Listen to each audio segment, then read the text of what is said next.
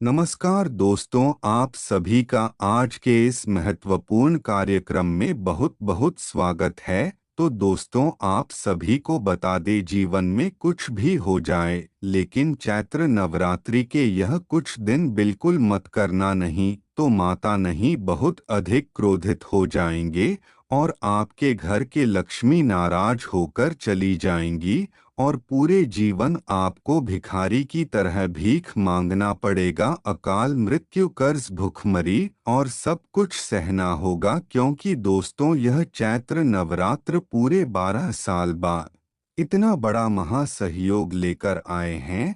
और इस चैत्र नवरात्रि में 3 ग्रहों का महासायोग बन रहा है, जिसमें शनि, राहु और मंगल आपके जीवन को पूरी तरह से बदलने वाले हैं। साथ ही माता आने की खूब कृपा आएगी, इस चैत्र नवरात्रि में बरसेगी। लेकिन अगर आपने 5 काम कर दिए, तुम आपसे नाराज हो जाएंगे, आपके पूरे परिवार को खून के आंसू रोना पड़ेगा। और दोस्तों, हर कोई चाहता है कि नवरात्रि में माता नहीं हमारे घर पधारे, उसे पर और उसके पूरे परिवार के ऊपर अपनी कृपा बरसाए और माता रानी से प्रसन्न हो और खूब सारी खुशियां, खूबसूरत नॉलेज उसे दें, जिसके लिए आप कई सारे उपाय करेंगे। कई लोग व्रत रखेंगे, कई लोग अखंड ज्योत जलाएंगे।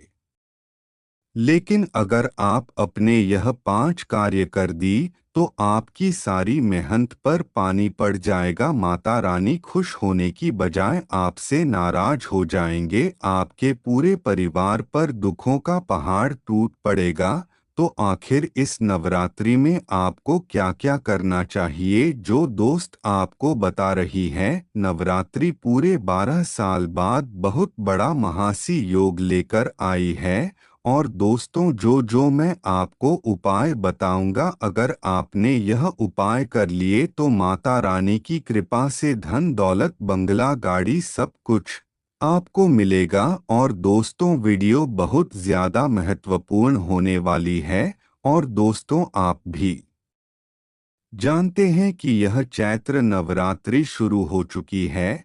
और दोस्तों, इन 9 दिनों में मात्र आने की दोनों अलग अलग स्वरूप है। और दोस्तों, अगर आपको माता आने को प्रसन्न करना है, तो आज की इस वीडियो को शुरुआत से लेकर आखिरी तक अवश्य देखें। और दोस्तों, अगर आप सच्चे मन से माता रानी का नाम जप करेंगे, तो माता नहीं आपको हर प्रकार का सुख देंगे। और दोस्तों, अगर आपने नियम नहीं पहले और गलतियां करें, तो मात्र रानी आपके घर में कभी नहीं पधारेंगे। माता रानी आपके घर के दरवाजे से वापस लौटकर चली जाएगी। तो इसलिए आपको गलतियां बिल्कुल नहीं करना है। और दोस्तों, मुझे पता है आप अनजाने में ही यह गलतियां अवश्य करेंगे। और दोस्तों, फिर इसी से माता रानी नाराज हो जाती है और फिर आपके जीवन काल में परेशानियां ही परेशानी आती रहती है, आपके सामने करना पड़ता है। लेकिन दोस्तों, आपको बता दो, चाहे जान पूछ कर करो या फिर अनजाने में करो, गलती है तो गलतियां होती है।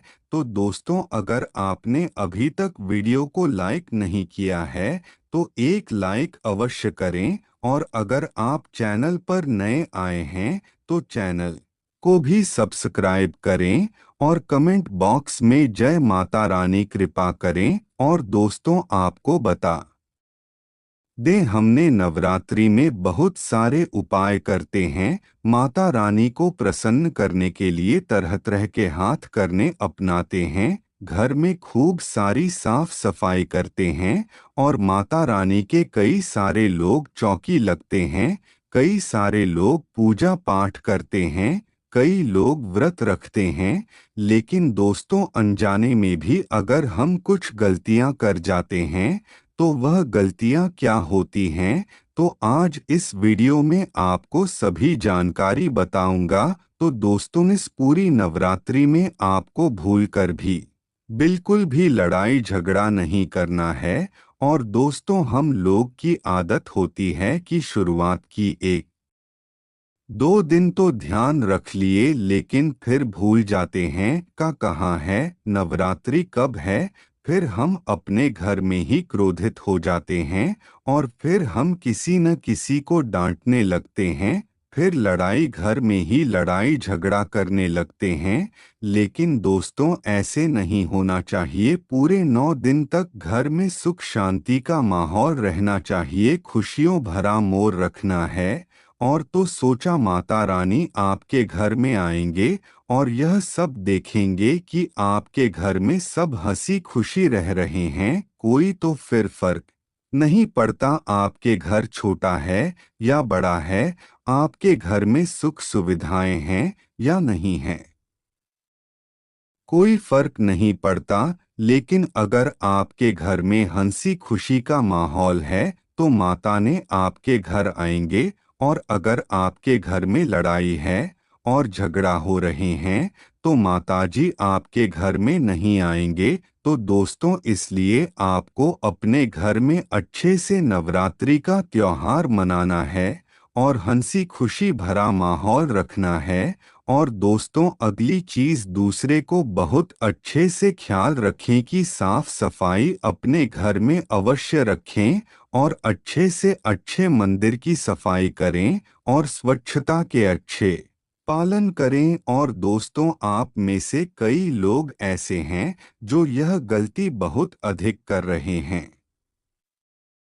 देखिए जब माता रानी का त्योहार आता है तो कभी कभी हमारे अंदर से ही हमको नकारात्मकता महसूस होती है, कई लोगों को डिप्रेशन फील होता है और ऐसा लगता है कि रोने की स्थिति हो, यह बिल्कुल बेकार सा प्रतीत होने लगता है, दुख भरा माहौल होने लगता है। और दोस्तों शरीर अंदर से ही निर्जीव होने लगता, क्योंकि दोस्तों वातावरण में नकारात्मक शक्तियां बहुत हावी हो जाती हैं जो हमारे ऊपर अपना प्रकोप उठाती हैं।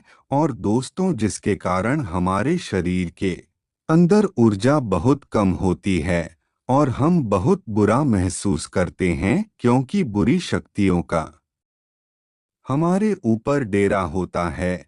और ऐसे में फिर हम गलतियां कर जाते हैं। लेकिन उसे इस बात का ध्यान रखें जितना हो सके खुशी से रहे।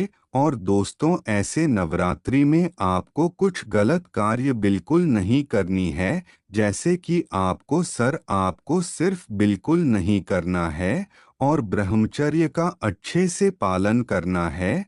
और दोस्तों इन 9 दिनों में अगर आप ही के घर पर कोई भी कार्य आता है या फिर कोई छोटी बच्ची होती है जो कुछ मांग रही होती है तो उसे बिल्कुल भी कुछ भी मन ना करें। और जितनी आपकी शक्ति हो, चाहे 1 रुपया की हो चाहे 10 रुपए की हो, या फिर अगर आप कुछ खिला पिला सकते हैं तो छोटी बच्ची को अवश्य खिलाना है, आपको बिल्कुल भी मना नहीं करना है। क्योंकि दोस्तों माता रानी किसी भी रूप में आपके घर में पधार सकती हैं, फिर चाहे वह किसी गरीब का रूप हो या फिर किसी जीव जंतु जानवर का रूप हो, तो दोस्तों किसी भी रूप में माता रानी पधार सकती हैं। और दोस्तों अगर आपके घर पर गाय आती है तो आपको उसकी भी बहुत अच्छे से सेवा करनी है। मुझसे शादी आपको बोल करके भी अपने शरीर के बल पर नाखून बिल्कुल नहीं काटना है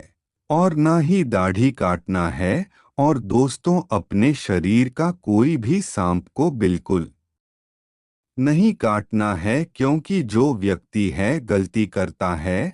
और दोस्तों अगर आप जान लीजिए अगर आप कुछ भी कर रहे हैं फिर चाहे मैं कुछ भी हो तो उसे मातृने को पीड़ा पहुंचती है। और दोस्तों अपने घर में स्वच्छता बनाकर रखें और अपने शरीर को कोई भी बोल ही नाखून कुछ भी नहीं काटना है। और दोस्तों आपका जो बड़े छोटे हैं सबको अच्छे सम्मान देना है। और दोस्तों अगर आपने इस नवरात्रि के दिनों में अगर आपने कोई गलत कार्य किया या फिर अपनी माँ है स्त्री को, अपनी बहन को, अपनी बच्ची को रुलाया तो अपने माता रानी को रुला दिया आपने। माता रानी का अपमान कर दिया, क्योंकि दोस्तों माना जाता है कि चैत्र नवरात्र में स्त्रियों के अंदर ही माता रानी का रूप होता है। और दोस्तों, अगर आप अपने घर की स्त्री का अपमान करेंगे तो समझ लीजिए आप माता रानी का अपमान कर रहे हैं।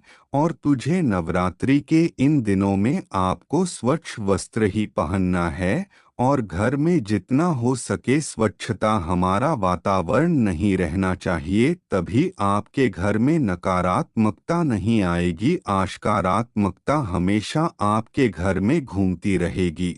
और दोस्तों, देखा जाए नवरात्रि में जितनी सकारात्मक शक्ति अधिक होती है उतनी ही नकारात्मक शक्ति भी होती है, तो इसीलिए कोई भी मौका ना दे नकारात्मक शक्ति को अपने घर में घुसने का। और दोस्तों, आपको हजारों से ज्यादा मेहनत करनी है, आपकी मेहनत का फल आपको बहुत जल्दी मिलेगा। और सफाई का अच्छे से ध्यान रखिएगा और कोई भी गलती ना करेगा और समय समय पर स्नान भी करेगा और ब्रह्मचर्य का पूरा पूरा पालन करेगा। और दोस्तों, नवरात्रि के दौरान आपको अपने घर में बिल्कुल भी अंधेरा नहीं होने देना है और आपको अधिक से अधिक उजाला रखना चाहिए। और दोस्तों, जो व्यक्ति दिन में सो जाते हैं तो उन लोगों को चेतावनी दे दे कि वह लोग बिल्कुल भी इन 9 दिनों में ना सोए।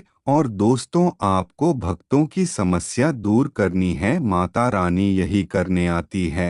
और अगर आप दिन में ही सो रहे होंगे तो मात्र नहीं, आपसे क्रोधित भी हो सकती हैं और आपके घर में इस कारण नकारात्मकता भी पहले की और जो पूरी शक्ति है वह भी आपके घर में पधारेंगे। तो इसलिए आपको रात में सोना है लेकिन दिन में नहीं सोना है। साथ में स्त्रियां विशेष रूप ध्यान रखें, सुबह जल्दी उठ और 7 बजे से पहले उठकर भगवान का नाम जप करें। आपको बिल्कुल भी सोना नहीं है और आपको दिन में भजन चलने हैं और माता रानी का नाम जप करना है और आपके परिवार को सुख शांति बनाए रखनी है। और जितना हो सके अच्छे से अच्छे कर्म करें, कोई भी गलत कर्म न करें। और दोस्तों, आपके घर का मुख्य धारा आपके लिए बहुत ज्यादा महत्वपूर्ण है, क्योंकि दोस्तों आकृति भी बातें प्रवेश करेंगे तो आपके मुख्य द्वार से प्रवेश करेंगे। तो इसीलिए दोस्तों, आपको अधिक से अधिक सफाई रखनी है, माता रानी का नाम जप करना है और कोई भी गलत कार्य नहीं करना है। यह नवरात्रि के 9 दिन आपके पास शुभ जाएंगे और आप खुद भी मात्र देने का आशीर्वाद मिलेगा और फिर आपकी जो भी मनोकामना होगी या फिर आपके जो भी अधूरे कार्य होंगे वह भी पूरे होने लगेंगे, क्योंकि माता ने आपसे प्रसन्न हो जाएंगे और आपकी सभी मनोकामना पूर्ण करने लगेंगे। और दोस्तों, तो चलिए दोस्तों, आज के लिए बस इतना ही। अगर आपने अभी तक वीडियो को लाइक नहीं किया है तो एक लाइक करके चैनल को सब्सक्राइब करें और कमेंट बॉक्स में जय माता रानी, जय मां भवानी कृपा करे लिखें।